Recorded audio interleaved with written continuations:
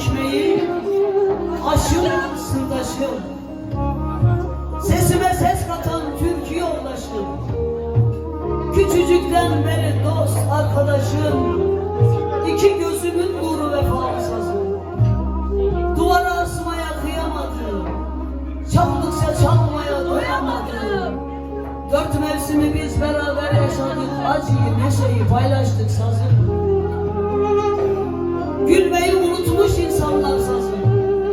Her evde bir çığlık, feryat var sazım.